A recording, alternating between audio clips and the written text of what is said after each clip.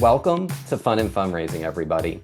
The podcast where we talk with people behind top nonprofit galas and signature fundraising events to showcase how they positively transform their communities.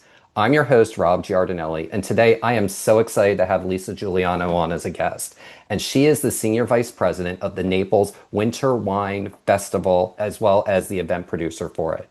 And the Naples Children and Education Foundation hosts this annual Winter Wine Festival. And each year it raises over $30 million for various nonprofits organizations, primarily with a focus on children in Collier County, where Naples, Florida is located. So, it's a multi-day event. There are so many questions that I have for Lisa, and I cannot wait to dive into this conversation. So with that, Lisa, welcome. And I am just so thrilled to be able to talk with you today.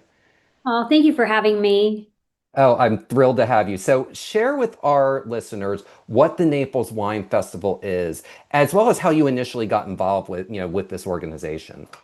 Sure. So, the Naples Winter Wine Festival is the largest charity wine auction in the United States. We're proud of the work that we do here in Collier County, and we raise money for children's charities here in Collier County. We are a 3-day festival. We say we are 3 days of the best in food and wine for year-round impact for children in need. And we kick off the wine festival every single year on Friday morning, where we bring in all of our guests and our patrons, our donors, and we allow them to truly see the impact that they're making in the community by meeting the kids. And we kick that off with our Meet the Kids Day event, where they go around and they get to meet and greet with all of the different children that have been impacted by the funds and their incredible generosity here in the community. So we have about 60 different charities that we raise funds for each and every single year. So they go around and they do their meet and greet with each of these different organizations. And then they go in for a presentation where we will take them on a real roller coaster of emotions, if you will, and they'll hear about the different trials and tribulations, and then, of course, the triumphs of how these children's lives have been impacted, whether it's through early childhood education, out of school time programming, child advocacy, any of the programs that we run, well, we don't run, but we support here within the community. And it's really a truly impactful morning where all of our guests and our patrons really see their dollars at work. After they've heard all of these inspiring stories, we'll do our honored recognition that morning where we will honor our chef de cuisine and our honored vintner for the year. And then the guests get to go out and have a little bit of fun. And they'll have a catered luncheon where we have D'Amico's the Continental, a local restaurateur that comes in and caters for us. And we have 4 featured vintners that will pour their wines for the afternoon. That's, So oh, keep going. kicks off the morning. Guests are then invited to go back to our host venue, the Ritz-Carlton, Naples, Tiburon, which is formerly known as the Golf Resort. As many people might know, there are 2 Ritz-Carltons here in Naples. And we do a preview of the Look in the Lot room, where we'll have all of our auction lots out on display for guests to really get a sneak peek of what they're going to be bidding on the following day at the auction. So they'll come in and they'll get to see all of the different wines on display. We tell people to wear a sweater because it's quite cold in the lot room.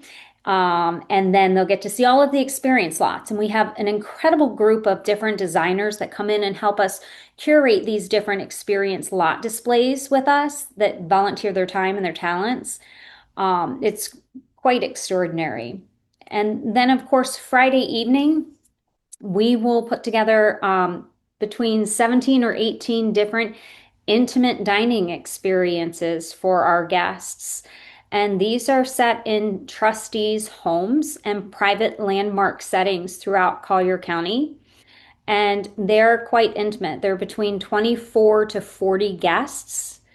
We will set each of the trustees up with a vintner or two vintners, depending on the pairings, and a celebrity chef, as well as a featured sommelier who'll be pouring the wines and decanting the wines.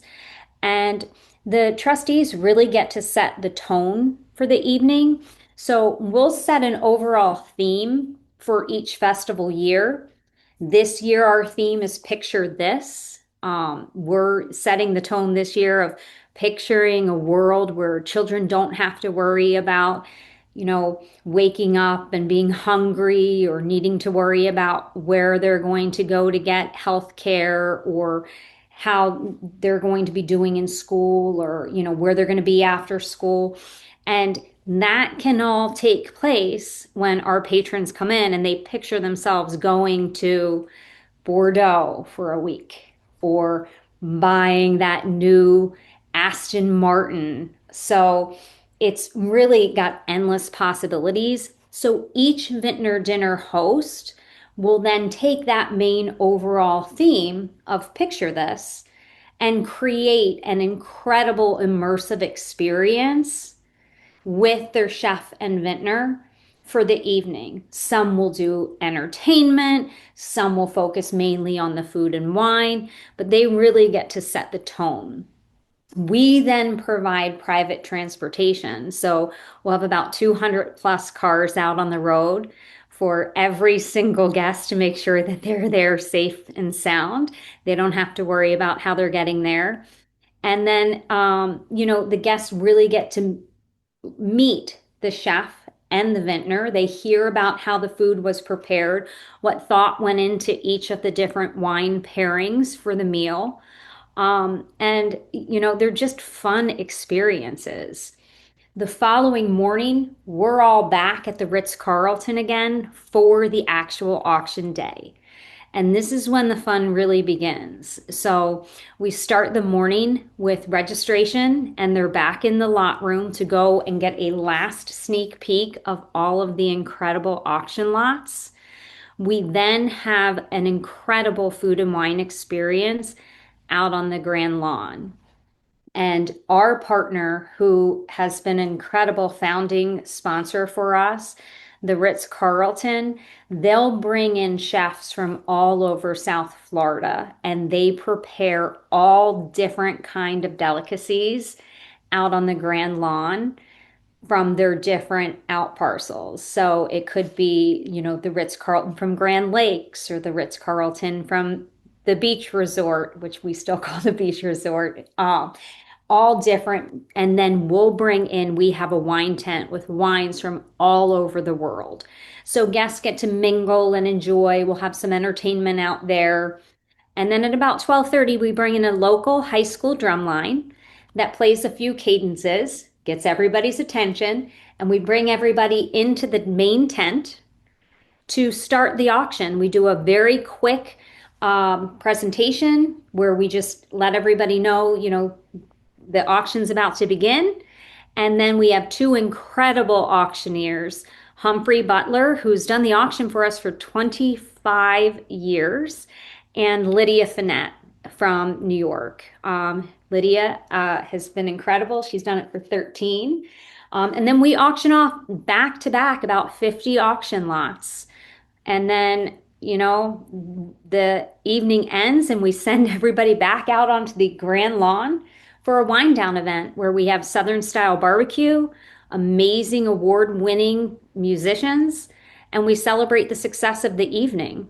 And then we wrap up the whole weekend on Sunday with a brunch where we'll announce our grand total for the weekend. We'll pull a raffle winner and then we bid everyone farewell until the following year. That is so cool. And I have like a zillion questions having heard that because you like state everything so It's perfect. a I'm like, oh my lot. God, questions, questions, questions. So I want to start with the first thing. And this is what I think is truly unique. And I don't think organizations do enough, and they should. You literally start with the end result. Yes. And people walk in on Friday morning and they know why they're there before they've experienced anything else, and they get to personally interact with people. Because a lot of times I'll see organizations, even really good ones, they tend to kind of save that stuff for the main night in the program, even if it's a multi-day event. And what I really appreciate about that is you're giving people the opportunity to connect on a one-on-one level. And if there's certain causes that, really speak to a patron, they can really get invested behind it. I just think that's such a genius way to kick off things.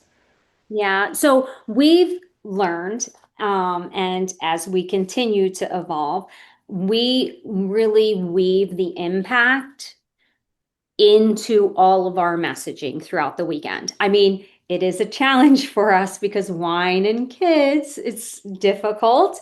But what we have learned is that while it is an incredibly fun weekend and people are here to have a good time, they are here to make a difference in this community, and they know that we are going to be incredible stewards of the money that they're investing here. When you make a commitment and you're making a donation or you're buying an auction lot, the money is truly being looked after by our grant committee who is reviewing all of the grant applications that come in. They're working on the process throughout the year where they're reviewing not only the applications, but then they do quarterly reports. They're going out and doing site visits. They're making sure that the money that we invest in the community is actually being implemented in the proper ways that we've been told will be utilized. So we are truly partners in this community. So people know that it's a good investment when they spend their money with us. And it's a good way to weave the impact throughout the weekend. So we start with Meet the Kids Day, but we weave it through the invitation. We put it in our catalog. We do messaging throughout with posters, with, signs all over so that people are constantly reminded that they're not that just there to have fun. They're there to truly change a child's life. That's incredible. That's incredible. And I love that, it's a kickoff. It's like it starts with a bang, but the fact that you keep the thread and the continuity going is so important. And there's a second thing that and I don't think I've ever heard of anything at this level before, and that is the logistics and transportation of 200 cars. Now, for a wine event, especially if you're doing, events at, 17 different locations throughout an area, it makes sense from a liability perspective. That way, they don't have to necessarily spit in a little spittoon. They can actually sip the wine and enjoy as much as they want. So, talk a little bit about how you coordinate. Because, with people spending this amount of money, I'm sure they're all luxury vehicles. How you coordinate getting that many vehicles in a fleet so that you kind of know one, where everybody is and everyone's got their marching orders, but two, how you procure all the cars for the weekend. So I will tell you that it comes by building incredible partnerships with and trusting unbelievable vendors. Like we've worked with our transportation provider for over a decade, and they're truly a partner to us. It does not happen overnight. We work with them throughout the entire year. It's not just Friday night. We provide transportation for our guests throughout the weekend, and we provide transportation for all of our chefs and vintners. We fly all of our chefs and vintners in. So we're providing airport transportation, managing all of the logistics of getting everybody in throughout. So it's many moving parts. We coordinate with them for nonstop from October through February. We are constantly refining the process. We're constantly doing check-ins, and we've grown and evolved as the process has gotten more complicated. I mean, it's changed. I mean, Post-pandemic, the process changed. I will say that we do not have 200 cars in Southwest Florida. We pull cars from Tampa, Miami, Fort Lauderdale, Fort Myers. So it's their network of who they know. We have our own network, and then it's having our team who we work with along coordinated with them on their end. And it's really honestly a partnership. That was just so cool to, so cool to kind of hear that, one, you have to have trust and you have to delegate, especially if you've got a multi-day event. You have to delegate somewhat. No one person can kind of control everything and make it all work. But, I'd love to know what's a piece of advice you would give to another event planner. What's the first piece of advice you would give them in terms of managing, let's just say, complex logistics? I mean, build an incredible team first and foremost. I mean, no event is run by one person. I mean, I have an incredible team behind me. I have incredible people who I work with, and then having trusted partners. I mean, we really work with some of the best in class individuals in the entire country. And it's crazy to think because we're such a small market here. I mean, this isn't New York, we're not a major metropolitan area. And I would tend to say that some of the services that we receive here I would put up against any major market. I mean, you look at our transportation provider, they're best in class. Our AV company that we work with, there was a year that I changed something 3 days in advance. I changed the entire set of our auction 3 days in advance. And they didn't even hesitate. I mean, there was a lot of blood, sweat, and tears that went into it. I mean, we changed and went to entire LED wall for our auction and we got it done. And, but it's being able to rely and know that you can trust these individuals. They're going to put out the best available product that they have.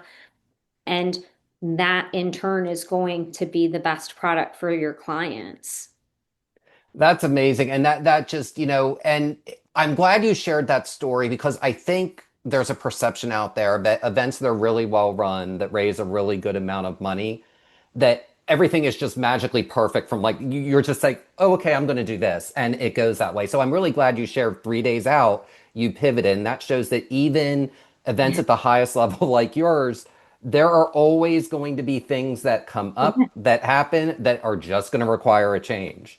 Yeah, I mean, listen, we have the foundation for every single thing that we do throughout the entire year. We have every single run of show, we have event orders, we have plans, we stress test everything that we can think of.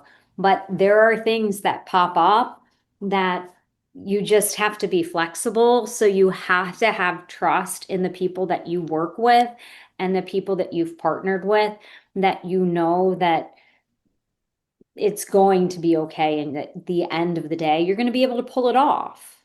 So, you know, I feel very confident in the people that we've partnered with and the people that we have on our team that we can get things done.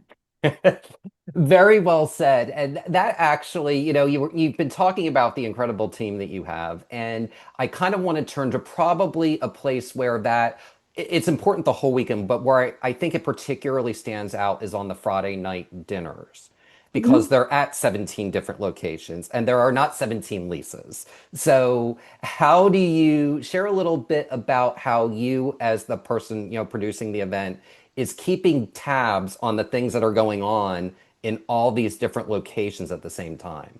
So it's through partnerships. And again, we are lucky in that our true main responsibility that evening is making sure that we have the transportation on point and that the hosts are ultimately responsible for the dinners themselves. We need to make sure that the chefs and vintners are accommodated, the master or the featured somms are there at the dinners. We need to make sure that all of the transportation is in place.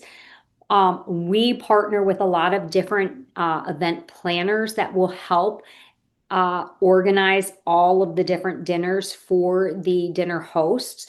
So it's constant communication back and forth between different vendors for us, is what that evening looks like. And what we do is our team, so our entire organization is the foundation is 16 people.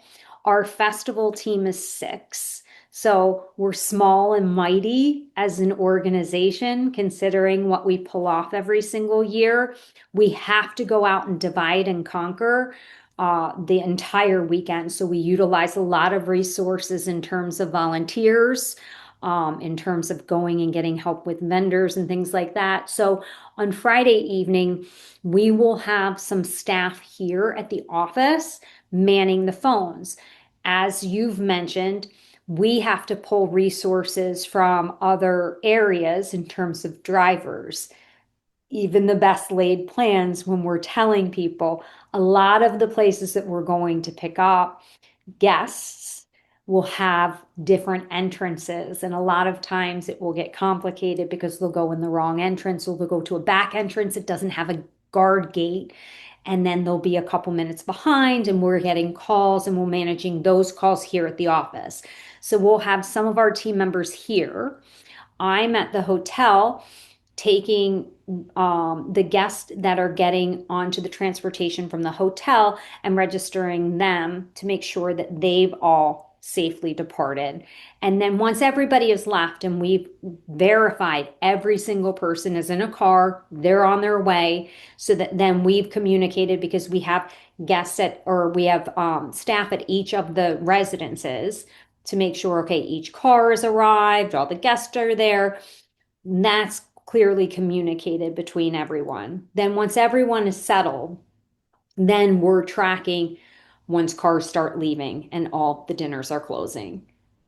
That is just so cool that you've got this. You really have it down to a science. Like the fact that you are like, if they go into the wrong entrance, they'll be 2 minutes late. I mean, that is just incredible precision, like literally down to the minute with logistics. And in your response, you had mentioned the hotel, and the hotel being the Ritz-Carlton. And I know they've been a partner with you all for many, many years, Since with the this beginning. festival since the very beginning, so the entire time. Mhm. What advice would you give to a nonprofit looking to create a successful long-term relationship with a top event venue? I'd say clear and consistent communication. The Ritz-Carlton is our founding sponsor. They have been our venue since the very beginning. They have been incredible partners. I cannot speak highly enough about what amazing partnership we have with them. You know, there's not a single thing that we would call their, I mean, we have outlandish requests. They would probably deny this. We have outlandish requests. I mean, we can be high touch. We'll have outlandish requests. I mean, I'll call and I'll say, I need to land a helicopter on the putting green. And they're like, okay, let's see how we can work this out. And the next thing you know, I'm landing helicopters on their property. I mean, I just have ridiculous things where I'm coming in with requests. Like I've had times where I've had to put a plane, a fuselage of a plane on their property. So I'm constantly coming at them with random requests that we're like, okay, so now we've got this that we need to put in. They're like, okay, bring it on, let's figure it out. And they will pull every resource that they have. They have every director from every department that needs to be there at every site visit, whenever we need them on property, so that we know what needs to take place, who needs to be involved. There's never an answer that's just like, no, we can't do that. I mean, there may be times that another group is in house and they're like, that's really not available for that day, but it's never just a flat out, no, that doesn't work for us. I will tell this story that there post pandemic coming back was a challenge. I mean, it was a challenge for the entire industry. And as the industry was starting to come back, they were experiencing challenges. We were experiencing challenges. And as we came back that first year, staffing was going to be an issue. And we all knew that going into it. And we started seeing major stressors and concerns as we were going into the festival week. And they kept assuring me there is nothing for you to worry about, not a single thing. We've got this. And I kept seeing different sections of different departments like having to shut down, like the restaurant would need to close because they didn't have enough staff like the week before the festival. And I'm thinking, how are we going to do this? Like they were having management, like acting in housekeeping roles. And I was like, we are never going to be able to pull this off. And they kept assuring me, don't worry about it. And the week of the festival, I'm on property the whole week, like not staying, but there 24/7 essentially. And I kept having people come up to me saying, Lisa, it's so nice to see you. I worked at the festival in 2013. I'm up in Boston now. Or Lisa, it's so nice to see you. I worked at the festival in 2015. I'm now in Atlanta. They brought people in from other properties to pull the festival off for us and never told me. Which, Wow. like, incredible. They wanted to assure us that they would get this done, and that's a true partnership. I mean, they were going to make sure that no stone was left unturned. They were going to make this a success for us. And they did. That is so cool to hear. Now, I have one question because I can tell that you are a very unflappable person. Like it seems like nothing seems to get to you. So what advice would you give to an organization when they get those, when they get those, we'll just call them curveball requests, where they're just things that, they sound like they're out of a spy novel or a James Bond production. Like, what advice would you give to somebody to be like, okay, how do I just stay calm and navigate this request? Well, I mean, we get a lot of them.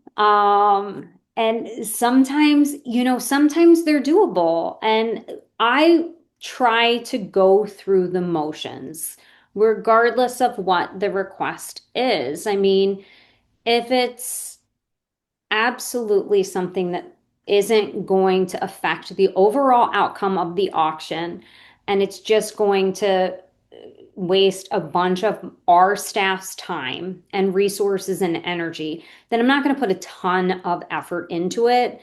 But if it's something that our chairs are passionate about or something that a partner's passionate about that would be value add to our guests, I'll make the effort to make it happen. That's a really good sage advice, and I'm really glad. I'm really glad. I was just like, gosh, you're navigating these requests and you're talking about them in like a completely calm way. I was like, how do you do that? So, you know, one thing, and I know we're going to be doing another segment, and folks, this is going to be the first of a couple part segment that we're going to be doing. So we're going to actually have someone else come in and talk about all about the auction. So I'm really excited about that. But I want to jump past the auction and go to the wind down event. And the reason is that you have a lot of great musical headline performers. So talk about the keys to getting talent, one, to say yes, but two, to also have successful relationships with talent, with musicians that often come with their own entourages and stabs, independent of what you have to deal with your donors. So we've been extremely lucky. And we have an incredible group of trustees who have an incredible Rolodex. One of our founding trustees puts together this band every year. He is a musician himself. I mean, he would say, if you asked him, he would say he's not a professional musician. He does have a band. called the Silverado Pickups. It's Jeff Gargiulo. He's one of our founding trustees and he's a vintner.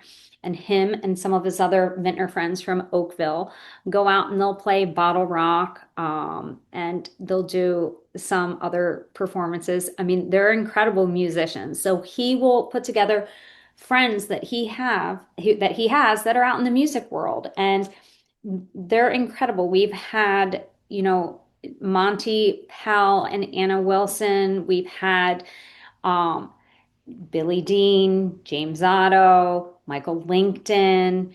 We have I've said Anna, But Maria and Robert Wells. I mean, wow.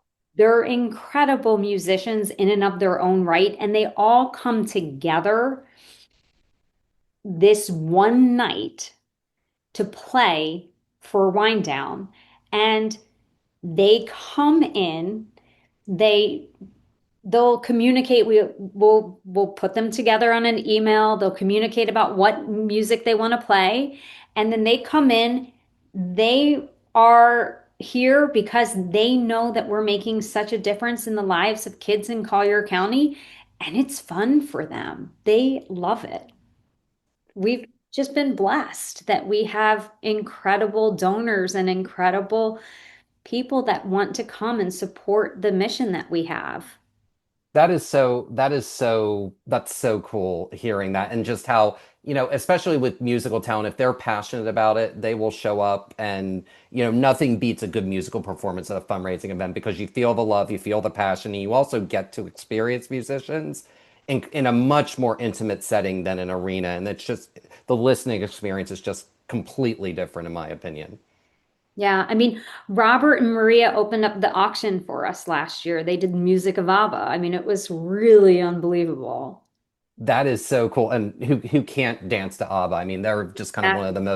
one of the most fun bands probably of all time. And so you've kind of you've outlined that, and then talk a little bit about the brunch on the last day and how you kind of utilize that as kind of the capstone or the dessert of the weekend, for lack of a better term. So the brunch has grown so much over the last several years. It's really honestly, it's the send off for the weekend, but it's really honestly the celebration of the success that we've had because it's when we announce the total of what we raised on Saturday. Um, because Fund a Need, which is our strategic initiative lot, it's the lot that guests get to give from their heart. It's not an auction lot that you win an exotic trip or a car. It truly is something that you're making a donation to one of our strategic initiatives, which this year will be healthcare. That is our last auction lot. It usually will take us a little bit longer to reconcile. So we don't announce a total right at the end. Since that is our last auction lot, we wait until the following day. And it's exciting to announce that on Sunday. So Sunday we come in, it's a casual champagne brunch. We're usually promoting our online auction. We will draw a raffle winner and then we'll announce the total for the day previously. And we'll typically announce chairs for the next year to get everybody excited to come back for the following festival. Absolutely. And I love that you announced next year's chairs because that brings excitement in and of itself with some of the guests that immediately gets them to sign on the dotted line for next year. So I love that you add that little, it's almost kind of Correct. like the takeaway of this is if you won't believe what these people did this year, wait until you see what the people do next year. Exactly. So, you're going to have to come back next year and talk about some other things with the event. But I wanted to ask this question. You know, what are the benefits and challenges of multi-day events? Huh.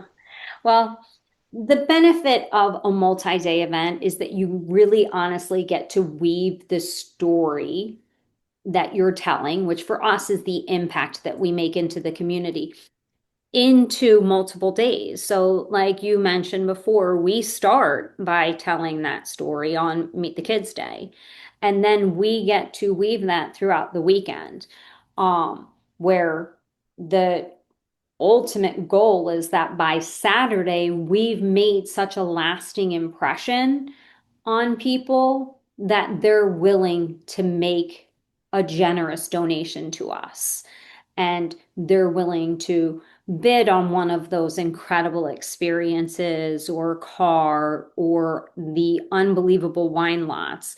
I mean, we do take a lot of pride in that we try to curate once in a lifetime opportunities for our guests and our patrons to bid on. The challenges are also that we're a small team and to have to divide and conquer 3 days of this is challenging. So we rely a lot on, as I've mentioned, volunteers who are incredible individuals. Many of them come and support us throughout the year in pre-festival activities. They'll come and stuff invitations or, work on, we're very old school here. We still send snail mail invitations and our catalog is still physical invitation. So they'll do all of those activities with us in advance. And then they work the weekend, where we've got spotters and runners, and we've got food service individuals that will help the team at the Ritz-Carlton. So things of that nature. So it can be a challenge. Our other challenge is also weaving this story into the weekend properly, because as I've mentioned, it is hard to make sure you're telling about the impact while also we're having a good time and enjoying wine. Well, yes, you need to be subtle with that. In some organizations, I see organizations struggle with this where they overtell the story and that kind of takes the energy out of the room. And when you're using an auction to depend on the funds, you've got to hit that energy just right. So I'm really glad that you brought that up, that weaving it in, but weaving it in a way that they're seeing it kind of passing by, like, like a floating cloud by you as opposed to being hit over the head over it. And they're two completely different things. Yeah, I mean, once we're at the auction, we're at the auction and we're down to business. And your two auctioneers, and one of them is actually I've had the fortune of talking to on this program. There's no wonder why you all raise as much as you do. And I know we're I know we're coming up on time here. And like I said, you'll be back next year because we have so many other things we could unpack. But can you share, what is one thing all successful events, whether they raise $35,000 or $35 million, have in common?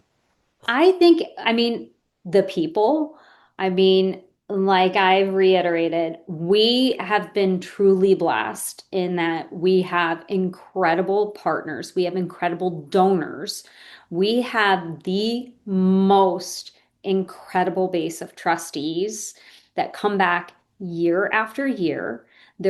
It's so supportive. I've been so blessed in my role that I've worked with some of the most incredible people. I've learned so much and grown so much as an individual since I've been here that I can't imagine another role that I would have had that I would have learned like I have. I mean, I've worked for CEOs of Fortune 500 companies. I've worked with individuals that have their own family companies. It's mind-boggling the different types of individuals I've worked with, and they all are humble and stay true to the mission of raising funds for kids. And then the team here, I mean, so it really comes down to people and planning and making sure that you have a plan A, B, C, D. I was going to say, do we have a plan Z? Do we have 26 different Like, plans?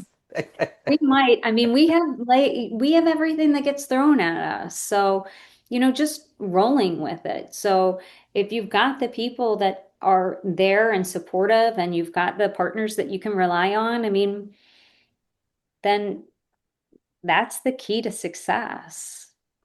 Absolutely. And that's a mic drop moment. And really, what I took from that is good people yields great things. And that, that was, that's a great thing to end on. And Lisa, your expertise on this was just so cool. And I mean it, we're going to be back next year to talk about so much more because we really only scratched the surface on this event. So thank you so much for joining us today. Oh, thank you for having me. Absolutely. And the Naples Winter Wine Festival, benefiting the Naples Children and Education Foundation, will be held from January 30th through February 1st, 2026 in Naples, Florida. For more information, visit napleswinefestival.com. And that will do it for this episode of Fun and Fundraising. I'm your host, Rob Giardinelli, reminding you to keep it fun, keep it interesting, and your guests will have a great time. Have a great day, everyone, and take care.